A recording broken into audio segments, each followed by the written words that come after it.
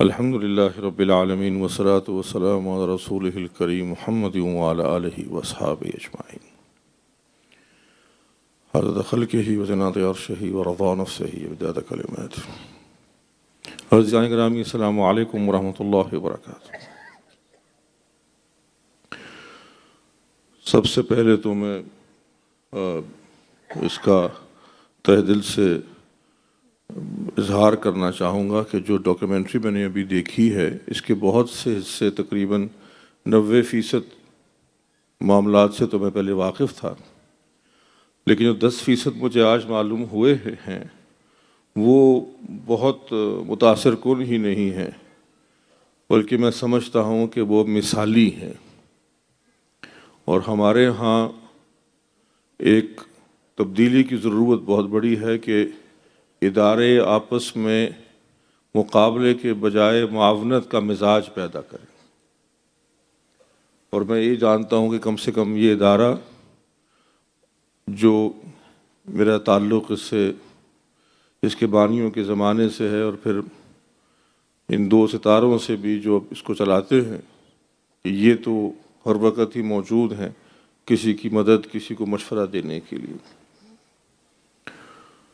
مجھے جو حکم ہوا تھا کہ رسول اللہ صلی اللہ علیہ وسلم بطور قائد کے اس موضوع پہ گفتگو کرنی ہے،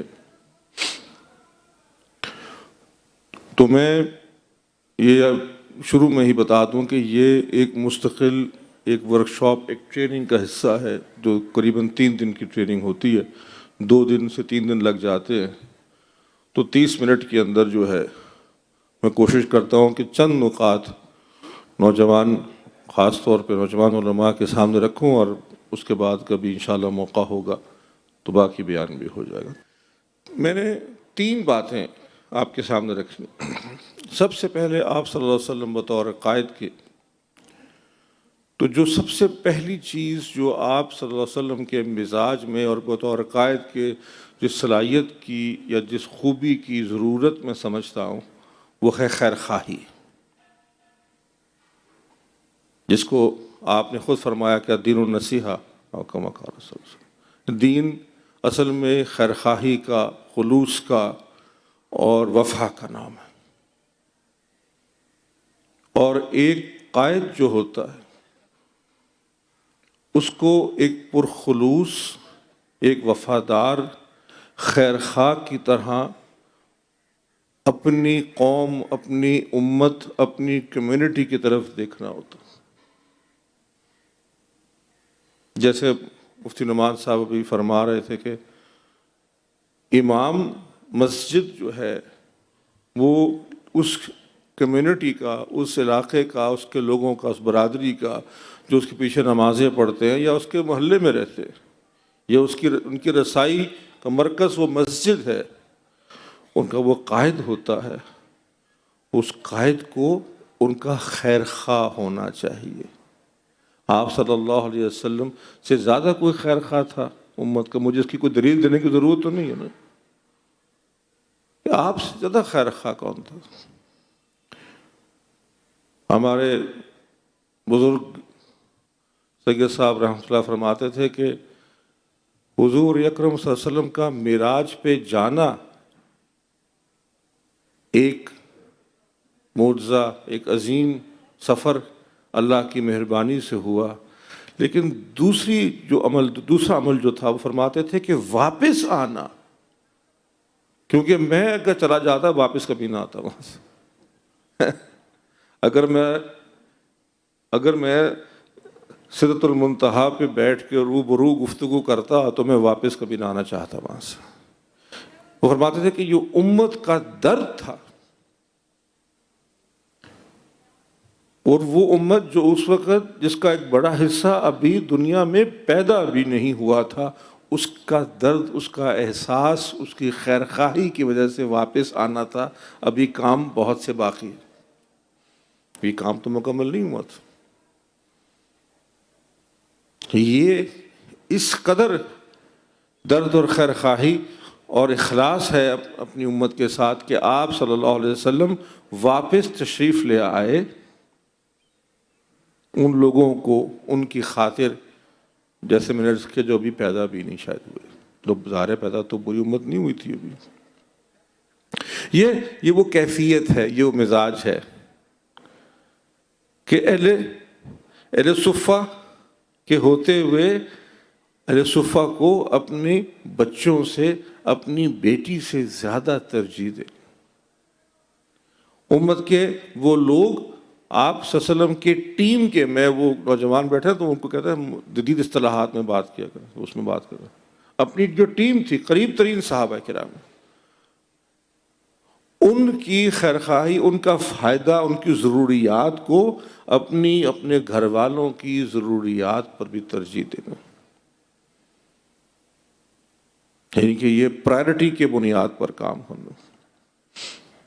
آپ صلی اللہ علیہ وسلم کی قیادت کی سب سے پہلی چیز جو میں آپ کے سامنے رکھنا چاہتا ہوں، اور اس کے لیے آپ کو جدید دور میں جس کی کوئی مثالیں کوئی تھوڑی تو نہیں ہیں، آپ جن حضرات سے، جن اساتذہ سے، جن شیوخ سے یہاں سے پڑھ کر گئے ہیں، آپ نے ان کو نہیں دیکھا، جو دن رات جنہوں نے اپنی آنکھیں مدھم کر دی، اپنی ہڈیاں گلا دی جس کام میں، اگر وہ یہی صلاحیت، اگر وہ یہی محنت، اگر وہ یہی وقت کسی اور کام میں لگاتے تو بہت کامیاب ہو جاتے۔ اگر وہ یہ پیسے کی خاطر، دولت کی خاطر، مال دنیا کی خاطر اگر چاہتے تو بہت سا پیسہ کما لیتے، وہ دن رات آپ کے غم میں نہ گھلتے رہتے۔ تو آپ صلی اللہ علیہ وسلم سے لے کر تو آج آپ کی اساتذہ تک، ہمارے شیوخ تک، ہمارے بزرگ، پورا سفر جو اکابر کے ذریعے سے ہوتا ہوا آتا ہے، اس میں کوئی نئی سی بات نہیں میں نے کر دی، میں نے تو صرف صفات کیونکہ بتانی تھی تو میں نے اسے شروع کیا۔ میں نہیں چاہوں گا، کوئی بھی نہیں چاہے گا کہ 14 صدیوں کی محنت مکہ مکرمہ سے شروع ہوتی ہوئی اور سہارنپور سے ہوتی ہوئی جامعہ بنور عالمیہ اور دیگر مدینی تمام مدارس، کہ اب اس کو سنبھالنے کا کام آپ کا ہے۔ جہاں جہاں پر بھی آپ بیٹھے ہیں، جہاں جہاں پر بھی آپ کی ذمہ داری لگائی گئی ہے، جہاں جہاں پر بھی آپ امامت چاہے کر رہے ہیں، خطابت کر رہے ہیں، کوئی اور کام کر رہے ہیں، کہ یاد رکھیے کہ صرف اپنے ادارے ہی نہیں، صرف اپنے اساتذہ ہی نہیں، صرف اپنے اکابرین ہی نہیں، بلکہ رسول اللہ صلی اللہ علیہ وسلم کے سفیر ہیں آپ۔ اس بات پہ تو بڑے خوش ہو جاتے ہو نا کہ ہم وارث ہیں انبیاء کے۔ بھائی دنیا میں اللہ تعالیٰ نے کسی کو کوئی منصب نہیں عطا کیا سوائے اس کے کہ اس کے ساتھ کوئی ذمہ داری جڑی ہوئی تھی۔ یہ کوئی اترانے کی بات نہیں ہے، یہ کوئی اترانے کی بات تھوڑی ہے کہ جناب انبیاء کے وارث ہیں، یہ تو ذمہ داری کی بات ہے، انہی کاندھوں پہ لے کے وہ ذمہ داری آپ نے زندگی گزارنی ہے۔ اور میں نے جو الفاظ کا استعمال کیا تھا، میں نے چنا تھا لفظ کے رسول اللہ صلی اللہ علیہ وسلم کے سفیر بن کر۔ آپ کے سفیر سے کیا مراد ہے؟ آپ کے یہاں آتے نا اکثر، یہاں پہ سفیر وغیرہ آتے ہیں یہاں پہ، جامعہ میں دیکھا ہے، آپ بھی جاتے ہیں ان کے دفتروں میں، تو آپ کیا کرتے ہیں؟ اگر آپ کسی بھی ملک کا سفیر دیکھیں، اس کو ملے، تو آپ اس کو دیکھ کر اس کی قد و خال سے، اس کے حلیے سے، اس کی گفتگو سے، اس کے رویے سے، اس کے اخلاق سے اس بات کا اندازہ لگانے کی کوشش کرتے ہیں کہ اس ملک کے لوگ کیسے ہوں گے۔ کرتے ہیں نا؟ یہ نہیں کرتے؟ ساری باتیں کرتے ہیں۔ آپ اگر نہ بھی مانیں گے تو میں تو پھر بھی کہوں گا کہ کرتے ہیں، یہ ساری بات ہے جی۔ آپ جن لوگوں سے ملتے ہیں نا، تو میں نے جب پہلی مرتبہ بہت سال پہلے مجھے ساؤتھ افریقہ جانا تھا تو مجھے سنا تھا کہ وہاں بہت زیادہ چوری اور کڈنیپنگ اور ڈکیتی اور پتہ نہیں کیا، اور وہ ویڈیوز بھی آتی تھیں بہت زیادہ، یہ سڑک پہ جا کے لوٹ لیا، گاڑی چھین لی، بچہ اٹھا لیا، یہ کر لیا. لیکن کیونکہ میرا وہاں پر جتنے سفر رہا، میرے ارد گرد جو لوگ تھے جنہوں نے مجھے ایئرپورٹ سے وصول کیا اور وہاں سے پھرایا کھلایا ٹھہرایا، گفتگویں کروائیں، پورا ساؤتھ افریقہ پھروایا، پھر واپس ایئرپورٹ پہ چھوڑ دیا 3 ہفتے کے بعد، تو مجھے لگا جیسے کہ دنیا میں اس سے اچھی قوم ہی کوئی نہیں. کیونکہ جن لوگوں سے میری ملاقات ہوئی، جو ساؤتھ افریقہ کے جو مسلمانوں کی جو وہاں پہ طبقہ جو رہتا ہے، جو کمیونٹی رہتی ہے، اس سے ملاقات جو مجھے تجربہ ہوا، دنیا میں اس سے ملک ہی کوئی نہیں ہے. میں نے واپس آ کے کہا گھر والی سے کہ بھی وہ بلا رہے کہ پکا ہی آ جاؤ.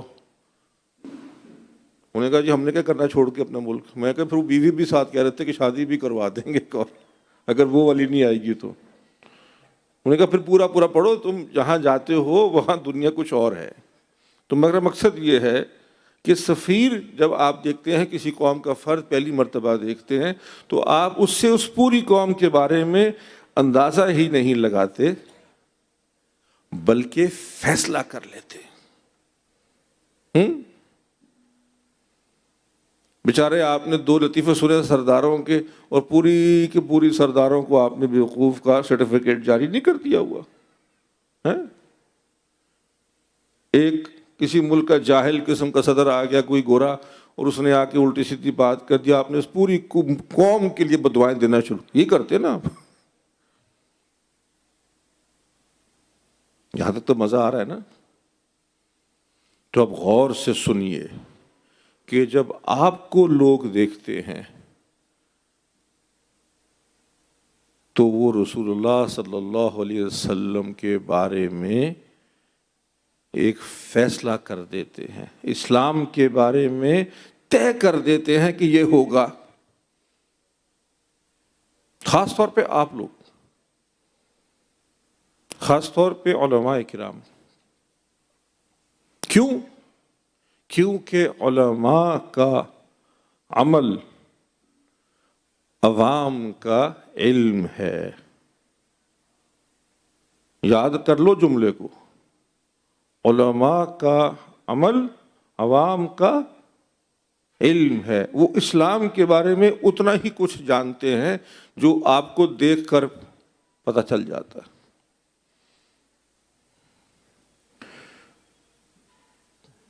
میں اب کیونکہ لاہور کا اعلان ہوا تھا اور میں لاہوریوں کا نمائندہ بن کے سفیر بن کے بیٹھا ہوں، تو میں آپ کو لاہور سے لایا ایک لطیفہ بھی سنا دیتا ہوں. ہم جب چھوٹے تھے نا، مسجد میں جایا کرتے تھے، تو خاص طور پہ رمضان میں تراویحاں پڑھنے. تو آپ جانتے اکثر جو محلے کی مساجد ہوتی ہیں اس کے اندر جو پہلے جو پلاٹ ہوتے ہیں نا وہ قبضے کے ہوتے ہیں. وہ قبضے کے پلاٹ ہوتے ہیں، عام طور پہ اس پہ مسجد کمیٹی کا قبضہ ہوتا ہے. عام طور پہ ہمارے یہاں تو ایسے ہی ہوتا ہے لاہور میں. اس پہ بڑے بڑے بابے بیٹھے ہوتے ہیں، اور اکثر وہ ریٹائرڈ افسر وغیرہ ہی ہوتے ہیں جو کمیٹی میں بیٹھے ہوتے ہیں. اب افسری کہیں تو کرنی ہوتی ہے بیچاروں نے، تو وہ مسجد کی بس چلتے ہیں ان کا. تو ہم ان کو دیکھتے تھے، کہتے ہیں کہ یار دیکھو یہ کیسی بڑی سفید داڑھی ہے، سفید بال ہے، ایسے سفید کپڑے پہنے ہوئے، سب سے آگے، بالکل سب سے آگے کھڑے. اور ان کو پھر میں آپ کو بتاؤں بچپن کی بات ہے، بچپن میں ہم ان کو نماز کے دوران بھی نا بڑے مروب ہو کے دور سے دیکھا کرتے تھے کہ یہ کیسے لوگ. اور ہم دیکھتے تھے کہ کبھی وہ یہاں، کبھی وہ یہاں، کبھی وہ یہاں کھجلیاں جب کرتے تھے نماز کے دوران. جب کیا ہمارے بھائیوں سے معذرت کے ساتھ، وہ جب وہ ڈکار بالجہر مارتے تو ہمیں لگتا تھا بچپن میں کہ شاید یہ نماز کا حصہ ہے. اور گھر جا کے ہم والدہ سے ہمیں شکوہ تھا کہ بھی آپ ہمیں ایسی افطاری کروائیں کہ جب ہم بھی مسجد میں جائیں تو ہم بھی لوگوں کو احساس دلائیں کہ ہم نے بھی شامی کباب کھایا ہے. لگتا تھا کہ ایسا ہے. اور کوشش کرتے تھے گلے میں سے زور زور سے کہ ہمارا بھی ڈکار بالجہر ہو. زور سے آتا نہیں تھا، اسپیکر چھوٹا تھا تو اسپیکر بڑا لگ گیا.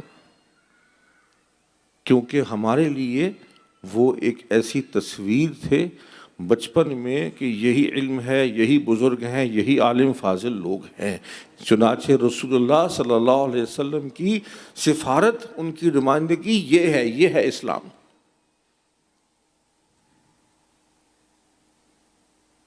عام آدمی کا تعلق اسلام سے اتنا ہی ہوا کرتا ہے.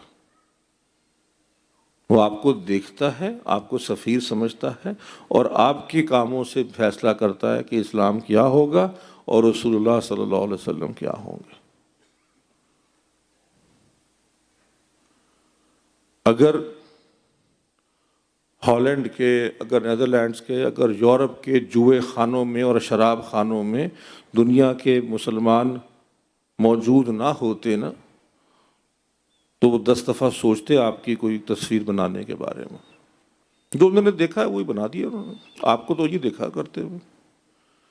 میں جوہانسبرگ پہ اترا ایئرپورٹ پہ تو ساتھ ایک بہت خوبصورت عمارت ہے، بہت بڑی عمارت ہے. میں نے پوچھا یہ کیا ہے؟ میں نے کہا جی سب سے بڑا جوا خانہ ہے صدر ہیمسفیئر کا. میں نے کہا اچھا چلو ٹھیک.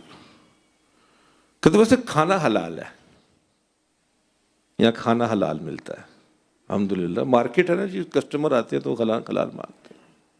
اس کے بعد کہتے ہیں جی کہ رسول کی عزت کوئی نہیں کرتا. آپ کرتے ہیں عزت؟ آپ نے کروائی ہے عزت؟ کیا کہہ کے بھیجتے ہیں بٹیا کو نئے گھر میں رخصتی کے وقت کے بیٹے اپنے خاندان کی عزت بنوانا وہاں پہ. ایسا کوئی کام نہ کرنا کہ تمہارے باپ آپ کو کوئی بات لگائے. عزیزان گرامی، جب رسول اللہ صلی اللہ علیہ وسلم کی وراثت پہ آپ اترائے پھرتے ہیں تو یاد رکھیے کہ سفارت بھی آپ کے پاس ہے. تو پہلی چیز کے بعد یہ کیا ہوا؟ دوسری چیز، آپ صلی اللہ علیہ وسلم کی وہ انتہائی محبت، وہ پیار، وہ خلوص کے ساتھ وہ رحم دلی اپنی امت کے لیے، اپنی ساتھیوں کے لیے، اور کیونکہ آپ لیڈرشپ کی بات کر رہے ہیں تو اپنی ٹیم کے لیے.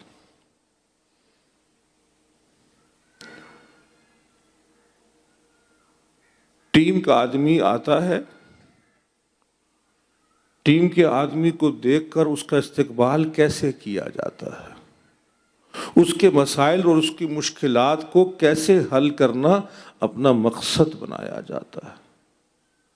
آپ صلی اللہ علیہ وسلم نے جس طرح اس صحابی کو گھما پھرا کے وہ اونٹ خریدا اور بیچا ہے، اس کا مقصد کیا ہے؟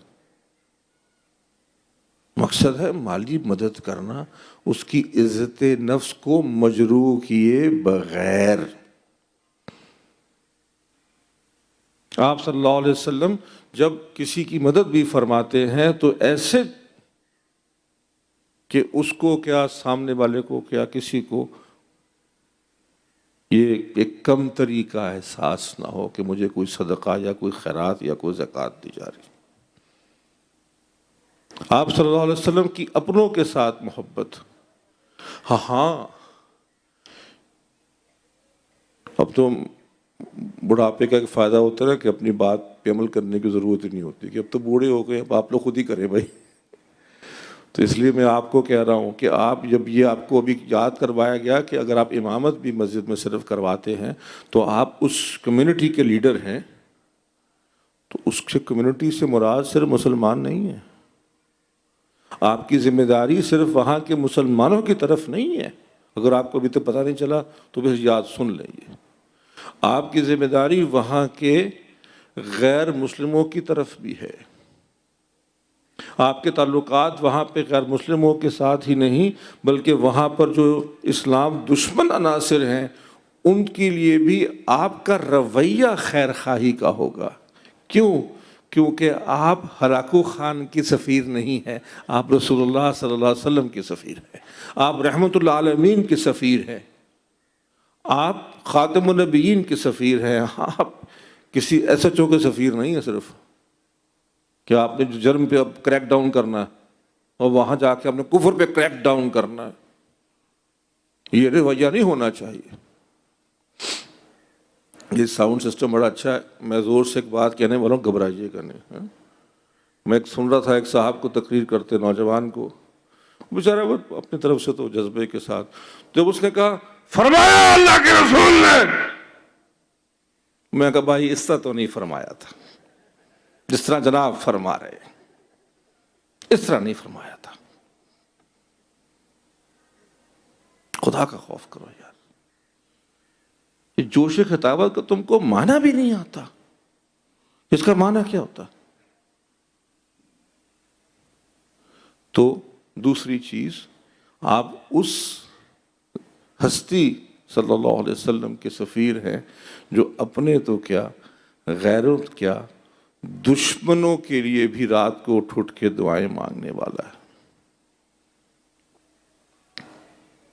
یہ جو رات کو اٹھ اٹھ کے دعائیں ہیں، ان دعاؤں میں سے ایک حصہ جو ہے وہ لوگوں کے ایمان کا ہے۔ وہ اتنی دعائیں ہیں، وہ اتنی محنت ہے کہ اللہ سبحانہ وتعالی فرما دیتے ہیں فَلَعَلَّكَ بَاخِعٌ نَفْسَكَ عَلَىٰ آثَارِهِمْ إِن لَّمْ يُؤْمِنُوا بِهَٰذَا الْحَدِيثِ أَسَفًا، کہ تم اپنی جان کو غم سے ہلکان کر لو گے۔ ہاں، غم سے ہلکان، غلط ترجمہ کر دیا، غصے سے نہیں۔ معلوم ہوتا ہے کہ جب نبی دعوت دیتا ہے اور اس کو آگے کوئی شخص اس میں ماننے میں تاخیر کر دے یا رویہ اس کا منفی ہو تو نبی کو غصہ نہیں آتا، غم ہوتا ہے۔ یہ خیر خواہی کا، یہ اس قائد کی صفت ہے نا۔ وہ میری طرح لوگوں پہ آ کے برہم نہیں ہو جاتا، وہ تم اللہ رسول کی بات نہیں مانتا، اللہ رسول کی بات، یہ مخفی ہوتا ہے، یہ ویسے اشارہ میں نے کھل کے بیان کر دیا۔ ہم تو ایسے آگ پہ گولا ہو جاتے ہیں ایسے کہ پتہ نہیں کیا مشکل ہے بھائی۔ جلدی کیا ہے، جلدی بڑی ہوتی ہے ایک تو ہر کام میں، فوراً لوگ ایمان میری بات پہ لے آئیں۔ لوگوں کے لیے رحم دلی، لوگوں کے لیے، دشمنوں کے لیے، پرندوں کے لیے۔ علماء کرام کو مجھے مثالیں دینے کی ضرورت نہیں ہے، صرف اشارے کرنے ہیں، 30 منٹ میں یہی ہو سکتا ہے۔ لوگوں کے لیے، جانوروں کے لیے، جانوروں تک کے لیے، جنگلی جانوروں کے لیے۔ تو اس رحمت للعالمین صلی اللہ علیہ وسلم کا جب سفیر، جب نمائندہ، جب وارث کسی کو دکھائی دے تو سب سے پہلی چیز، سب سے پہلی کیا شے اس کو دکھائی دینی چاہیے؟ اس کو دکھائی دینا یہ چاہیے جو ان کو دیکھ کے دکھائی دیتا تھا۔ اس کی صحابہ نے کہا کہ ہم نے ایسا مسکراتا ہوا چہرہ کبھی نہیں دیکھا، ایسا چہرہ جس کو دیکھ کے جی کرے کہ آدمی اس سے بات کرے، آدمی اس سے دوستی کرے۔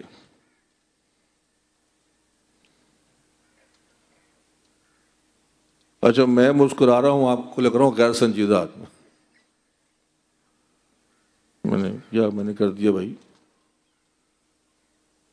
یہ نہیں کہہ رہا کہ آپ کسی جنازے میں جا کے کہہ لگانا شروع کر دیں، یہ بات تو نہیں ہوئی نا۔ لیکن یہ کہ جو آپ کو دیکھے اس کو یہ تو نہ لگے کہ آپ کوئی دائمی کسی ناراضگی میں بیٹھے ہوئے، بہت ہی خفا بیٹھے ہیں، جہاں سے خفا بیٹھے، اور دلیل کیا ہے؟ اللہ کا غم ہے۔ کیوں؟ اللہ کا غم تم نے اللہ کے رسول سے بھی زیادہ ہے۔ لوگوں سے اخلاق، 3 دن کھانا کھائے بغیر بھی ان کا تو مسکراہٹ چہرے سے نہیں جاتی تھی، آپ کا تو آدھے گھنٹے میں کیا 10 منٹ روٹی دیر ہو جائے تو امت خطرے میں آ جائے گی۔ تو یہ جو خیر خواہی اور اس کے بعد لوگوں کے لیے محبت ہے، یہ اسلامی ایک رسول اللہ صلی اللہ علیہ وسلم کے ماننے والے لیڈر کی صفات ہے۔ باقی لیڈر کیا ہے مجھے اس سے غرض نہیں ہے، ان لوگوں کی نفسیات سے کیسے کھیلتے ہیں یہ ان کا مسئلہ ہے۔ رسول اللہ صلی اللہ علیہ وسلم کا وارث لوگوں کی نفسیات سے نہیں کھیلے گا، اس کا ایجنڈا کچھ اور ہے۔ چلے میں جلدی سے تیسری والی بات بھی ختم کرنے کی کوشش کرتا ہوں۔ وہ تیسری والی بات یہ ہے کہ اللہ تعالیٰ نے سارے صفات و فنون اور کمالات حضور اکرم صلی اللہ علیہ وسلم کے اندر جمع فرما دیے تھے۔ یہ کیسے پتہ کریں گے آپ؟ یہ آپ کیسے پتہ کریں گے؟ سوال ہے۔ یہ تو چلو ٹھیک ہے، مان لیا نا، لیکن یہ والی چیز بطور ایک قائد کے، بطور ایک لیڈر کے، آپ اور میں کیسے پیدا اپنے اندر کر سکتے ہیں؟ بڑا آسان ہے، نہیں پیدا کر سکتے، فکر چھوڑ دیں۔ ہاں، آپ وہ لوگ اپنے ساتھ جمع کر سکتے ہیں جن میں وہ صلاحیات ہوں، یہ تو آپ کر سکتے ہیں کہ نہیں کر سکتے؟ نہیں کر سکتے نا۔ وہ کوئی اس کی تعریف نہ کر دے کہیں، کوئی یہ نہ کہہ دے کہ یہ تو آپ سے بھی اچھا یہ کام کر لیتا ہے۔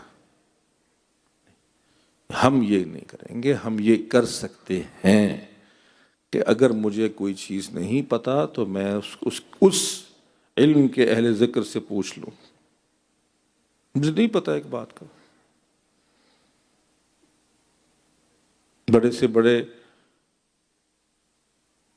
جو انجینئر ہوتا ہے اس کو ڈاکٹر سے ہی جا کے علاج کروانا ہوتا،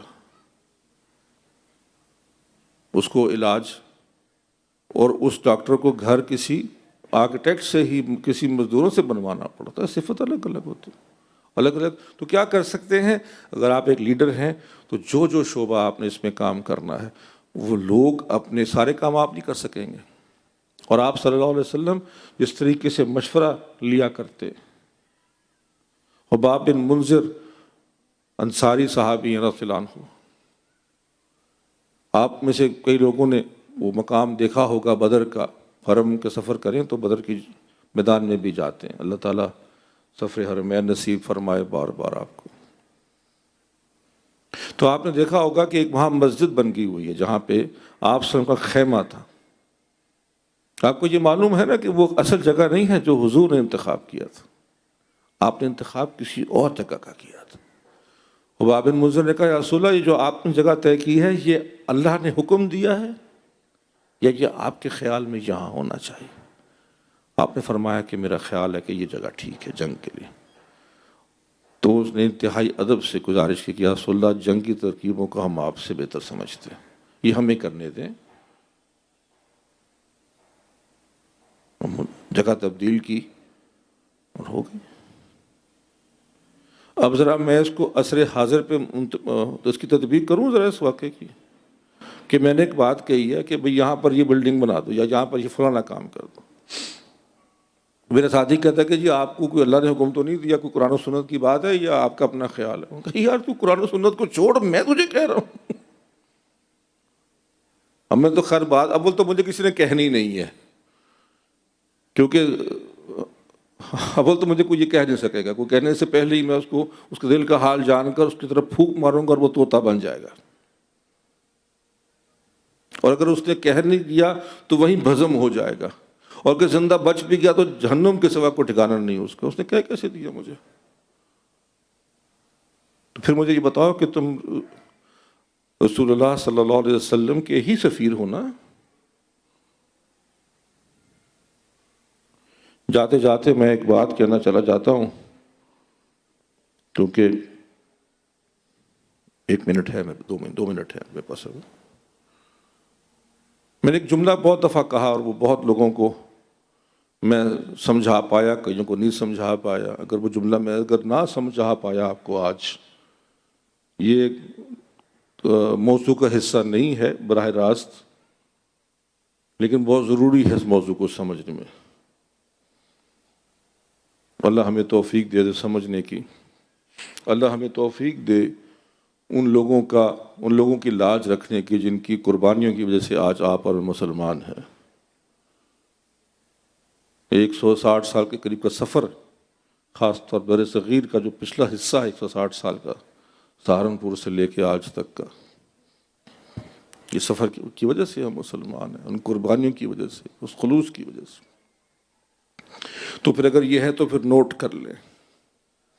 ہمارے ہاں اکثر ایک بحث چڑھتی رہتی ہے کہ اکابر کے راستے پہ چلنا، اکابر راستے سے ہٹ جانا، اکابر سے ہٹ جانا، اکابر سے چل پڑنا، اکابر سے چھٹ جانا۔ تو میں نے اس کو یوں سمجھا ہے کہ ہمیں، اور اگر یہ بات میں نہ سمجھا پائے تو بعد میں مجھ سے پوچھ لینا ہے کہ یہ ابتدا میری کرتے پھرنا جگہ جگہ پہ کہ ہمیں اکابر کے راستے پہ چلنا ہے، چلتے رہنا ہے، کھڑے نہیں رہنا۔ جو کھڑا ہوا ہے وہ اپنے آپ کو سمجھتا ہے کہ وہ کعبے کے راستے پہ چل رہا ہے، چل نہیں رہا، موجود ضرور ہے، کھڑا ہوا ہے۔ موٹر وے پہ کھڑے ہو کر کوئی شخص اسلام آباد نہیں پہنچ سکتا، ساری زندگی کھڑا رہے، 100 سال کھڑا رہے، کہے گا یہ کہ میں اسلام آباد کے راستے میں ہوں جناب۔ کوئی فون کرے کدھر ہو، میں اسلام آباد کے راستے میں ہوں لیکن کھڑا ہوا ہوں۔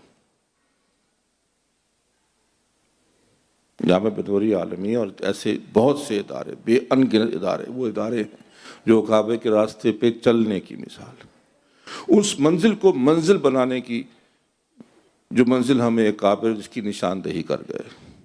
کھڑے مت رہنا۔ اللہ تعالی ہمیں توفیق نصیب فرمائے۔